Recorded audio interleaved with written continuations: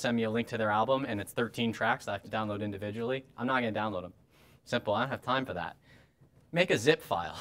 Simple. Online EPKs are really important, but very simple. Image, biography, 2 paragraphs is fine, and a download link to something. That's all you need. It could be on a page that you host on your website. It's easier that way because it's, from a legal perspective, it's better when it comes to downloading. But make sure that you have all that available. Don't email people tracks ever unless they want it, because everyone's inbox clogs, and you don't want to be sending a 5 megabyte file unless you have to. People do that to me all the time, and it crashes my email, and I don't like that. And everyone in the UK, to me, is the same. And important tools, the VIP book's pretty good. I don't know if you've heard of it, vipbooking.com. It has a list of all the venues in Europe. It's relatively updated. The Music Week Guide, which costs 40, 50 bucks, is pretty good to have. And we have resources as well at canadianblast.com that I can tell you about that. And anything else, obviously, we have a panel, and I'll be available after. So thank you very much for listening. Is it okay? Valerie, do you want to add anything on the immigration stuff? Because I saw you listening intently. And do we get it? Did we get it right? Yeah. Yeah. So Valerie's from the British Consulate, and if you have any questions about your ancestry or what people wear under kilts, she knows all that stuff. So anyway, but are there any more questions for Shain on the substance of what he did? And if not, we can bring up the panel and start on that discussion. I'll go back to the first slide. No. Were you not here for them? Donna's laughing. We have a grant. We have a grant from the Ontario government to put people in 3 markets to represent the Canadian industry. So it is a retainer. So he is available to anyone in Ontario who has a question, needs help, wants to facilitate a tour or something like that, where he might be useful in connecting you to the right people, vetting the credentials of people you might be dealing with already, for example. So he's on Skype. He's got an email through us. You simply have to contact him. There's no charge for that service. So he's our sort of boots on the ground in London for Ontario music companies who want to work in the UK and European marketplace. Wednesday? Yeah. Pretty busy, though. I think there's always a lunch or something involved. You have to feed him. He works better. Does anyone have any questions about what I said? Obviously, I'll be here after, but please, don't be shy before we bring the panel up. I sort of missed the start part, but you mentioned engaging booking agents. How feasible is it to book it yourself? Well, there's a wonderful person over there who books it herself, but Helen. And forgive me for saying this, but I advise against it. You can do it, but there are ways about it. Like, for example, you could, if you get your product or your band into working with a major promoter like a Live Nation, there's about 10.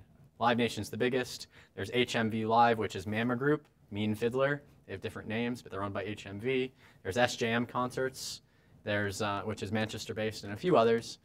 Then you don't need a booking agent, because the promoter will essentially be the booking agent for your specific tour. I think aligning yourself with a booking agent is important for a variety of reasons. One, because the agent books other bands, and probably some of those other bands are bigger than you and you'd want to tour with them. 2, they handle all the crap that you don't have to handle. And 3, their contacts are probably better than yours on average, especially the major booking agents. But there are lots of people moonlighting as booking agents that aren't worth approaching for the most part. And every territory is different. But for the UK, it's dominated mostly by major pan-European agents. And every one of them has strengths and weaknesses about them. But I would advise against it unless you're incredibly talented and you want to go slog through booking tours yourself. I can book shows across the UK, and I do all the time. But I do it when I have to. And I'll do it when the time is right. But most of the time, what I try to do is I find these partners for you or I try to. And then if I can't, I'll book a show. But because we have a venue database of all the venues in London, in the UK that I go to, and the promoters and stuff. But so was that a good answer, Jay? That was lovely. Oh, thank you. Best answers ever had. Okay, so we're going to bring our, thanks Shane, and Shane's around for the rest of this, so you can nail him later with a question. So we're going to bring our panel up. Al Mayer is going to bring his panel forward. Okay, we're going to get started. We're fortunate that we have a great panel today. I'm not going to run through everybody's bios because it would take too long. They have that much experience and success, but they're all successful in the UK market or have been successful in their past.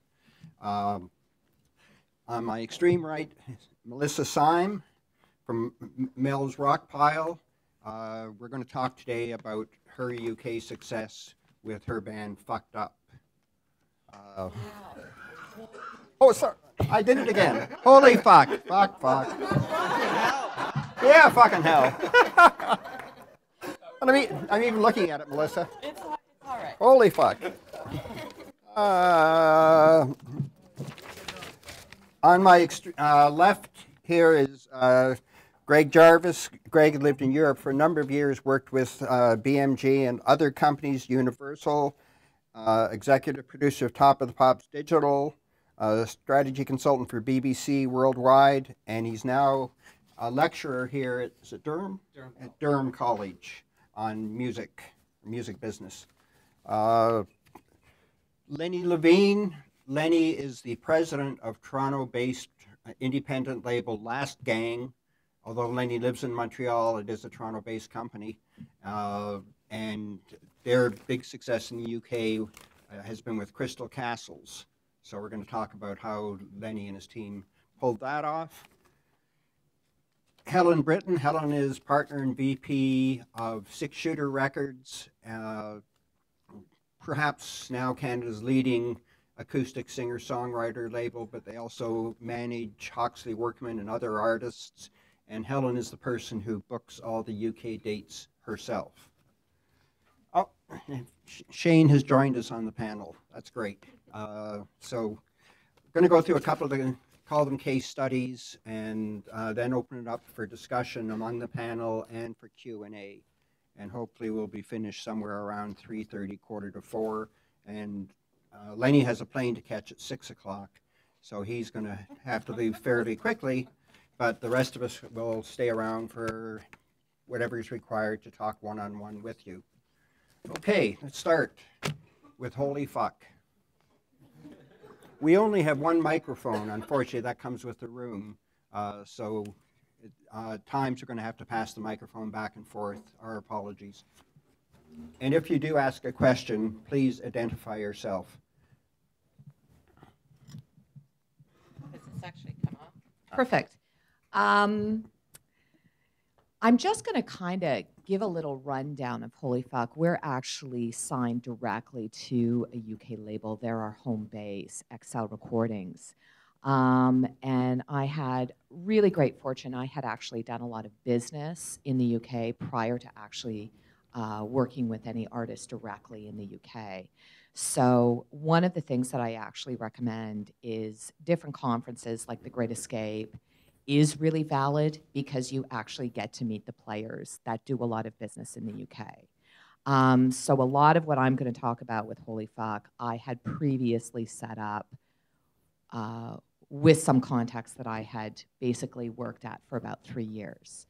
I'd also like to say this is a market. It is, you have to get in, you have to do it right away. One of my favorite statements is the man who books Glastonbury who said to me, do not sign to any label. It's a waste of your time.